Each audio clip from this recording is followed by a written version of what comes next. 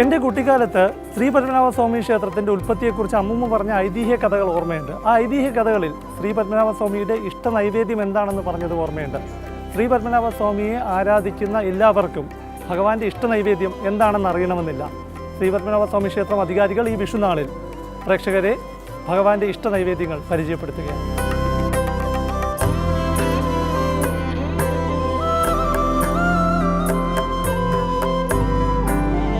ശ്രീ പത്മനാഭസ്വാമി ക്ഷേത്രം executive officer Shri B മഹേഷും manager Shri B ശ്രീകുമാറും ശ്രീ പത്മനാഭസ്വാമിയുടെ വിശിഷ്ട നൈവേദ്യങ്ങളുമായി നമ്മുടെ മുന്നിലെത്തിയിട്ടുണ്ട്. എന്താണ് ആ നൈവേദ്യങ്ങളെന്ന് അവർ തന്നെ നമ്മളോട് പങ്കുവയ്ക്കും. ഇതാണ് ശ്രീ പത്മനാഭസ്വാമിയുടെ ഏറ്റവും പ്രധാനപ്പെട്ട നൈവേദ്യം. എന്തുകൊണ്ടാണ് ഉപ്പുമാങ്ങ ശ്രീ പത്മനാഭസ്വാമിയുടെ പ്രധാനപ്പെട്ട നിവേദ്യമാകുന്നത്? ശ്രീ പത്മനാഭസ്വാമി ക്ഷേത്രത്തിൻ്റേത് തന്നെ തനതായ നമുക്ക് മാത്രം അവകാശപ്പെടാൻ പറ്റുന്ന ഒരു നേദ്യമാണ് ഉപ്പുമാങ്ങ. ഇന്ന് ഈ കാണുന്ന രൂപത്തിൽ ഭഗവാനെ ആദ്യം ദർശിച്ചത് മുല്ലമംഗല സ്വാമിയാകാം. അനന്തനിൽ ശയിക്കുന്ന ഭഗവാനെ ദർശിക്കാൻ ഭാഗ്യം കിട്ടിയപ്പോൾ ആ കാട്ടിൽ വെച്ച് മറ്റൊന്നും അദ്ദേഹത്തിന് ഭഗവാന് നൽകാനില്ലാത്തതിനാൽ പെട്ടെന്ന് ആ ഭക്തിയോടുകൂടി അദ്ദേഹം സമീപത്ത് കിടന്നൊരു ചിരട്ടയെടുത്ത് മാവിൽ നിന്ന് ഒരു മാങ്ങ, കണ്ണിമാങ്ങയായിരിക്കണം, അദ്ദേഹം അത് ഭഗവാന് മുൻപിൽ ചിരട്ടയിൽ വെച്ച് നമസ്കരിച്ച് ഭഗവാന് നേദിക്കുകയാണ് ഉണ്ടായത്. വർഷം മുഴുവൻ ഉപ്പുമാങ്ങ ദിവസം വേണമല്ലോ, അപ്പോൾ ഇതിനൊരു തയ്യാറെടുപ്പ് എങ്ങനെയാണ്?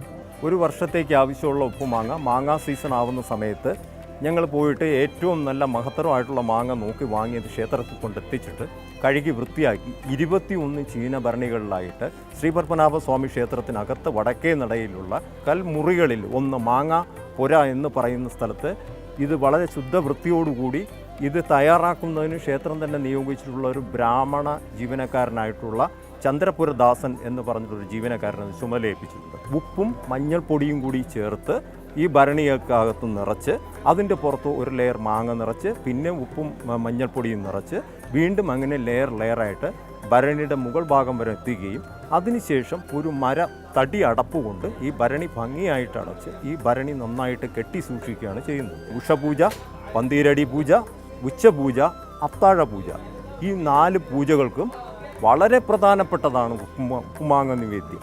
അത് ക്ഷേത്രത്തിൻ്റെ ഭാഗത്തു നിന്നാണ്.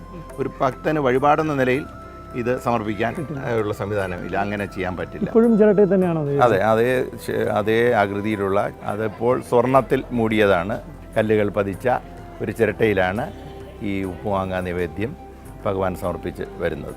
വിഷുനാളിൽ നമ്മുടെ പ്രേക്ഷകർക്കെല്ലാം ഒരു പുതിയ അറിവായിരിക്കും. എന്നുവെച്ചാൽ തിരുവനന്തപുരത്ത് താമസിക്കുന്നവർക്കൊക്കെ കുറേ പേർക്കൊക്കെ അറിയായിരിക്കും, പക്ഷെ അറിയാത്തവർ വളരെയധികം പേരുണ്ട്.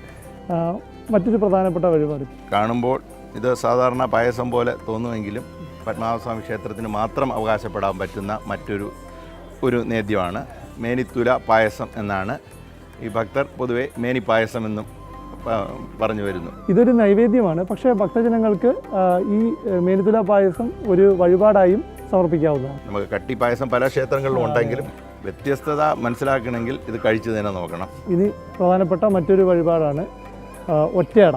നമ്മൾ ഉണ്ണിയപ്പം പോലെയല്ല, വലിയ രൂപത്തിലാണ് അല്ലേ? ഉണ്ണിയപ്പത്തിൻ്റെ അതേ ചേരുവകളും അതേ കൂട്ടും ഉപയോഗിച്ചാണ് എങ്കിൽ പോലും ഉണ്ണിയപ്പത്തിൻ്റെ മാവിൽ നിന്ന് അല്പം കൂടി കട്ടി കൂട്ടിയിട്ട് ഒറ്റയട തട്ട് എന്ന് പറയുന്ന ഒരു തട്ട് പത്മനാഭസ്വാമി ക്ഷേത്രത്തിൻ്റെ തിടപ്പള്ളിക്കകത്തുണ്ട്. ആ തട്ടിൽ നിറനെയ്യ് ഒഴിച്ച് ഈ കൂട്ട് അതിനകത്ത് പരത്തി ഉണ്ടാക്കിയെടുക്കുന്ന ഒരു നിവേദ്യമാണ് ഒറ്റയട. ഇത് ഭക്തജനങ്ങൾക്ക് വഴിപാടായിട്ടും നടത്താവുന്നതാണ്.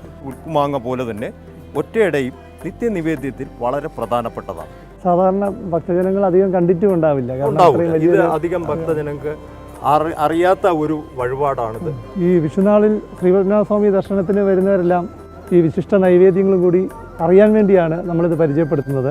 തിരുവനന്തപുരത്ത് ജനിച്ചു വളർന്ന ആളാണ് ഞാൻ. പക്ഷേ ശ്രീ പത്മനാഭസ്വാമി ക്ഷേത്രത്തിലെ ഇഷ്ട നൈവേദ്യമായ ഉപ്പുമാങ്ങ ഇതുവരെ കഴിച്ചു നോക്കിയിട്ടില്ല. ഏതായാലും അതിനൊരു വലിയ അവസരം ലഭിച്ചിരിക്കുകയാണ്.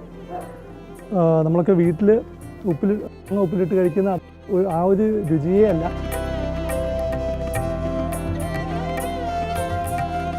മേനിത്തുല പായസം നമ്മൾ പൊങ്കാലയ്ക്കെല്ലാം തയ്യാറാക്കുന്ന പായസം പോലെയോ അരവണ പായസം പോലെയല്ല, വളരെ വ്യത്യസ്തമായൊരു, ഇതുവരെ കഴിച്ചിട്ടില്ലാത്ത ഒരു കൂട്ടിലുള്ള ഒരു പായസം തന്നെയാണ്. നമ്മുടെ ക്യാമറമാൻ അരുണ് തിരുവനന്തപുരത്ത് ജനിച്ചു വളർന്ന ആളാണ്. അരുണേ, ഈ നിവേദ്യങ്ങൾ നീ കേട്ടിട്ടുണ്ടോ? ഇത് ഉപ്പുമാങ്ങ അല്ലേ?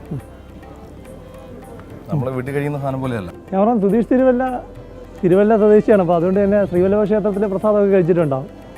സുധീഷ് കഴിച്ചു നോക്കണം ശ്രീവല്ലഭ സ്വാമി ക്ഷേത്രത്തിലെ ദർശനം അല്ലേ?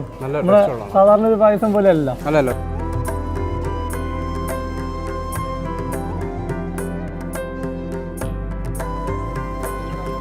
ഈ വിഷുനാളിൽ ലോകമെമ്പാടുമുള്ള ഭക്തരെ ഭഗവാന്റെ ഇഷ്ടനൈവേദ്യങ്ങൾ പരിചയപ്പെടുത്താൻ കഴിഞ്ഞത് വലിയ സന്തോഷകരമായ കാര്യമാണ്.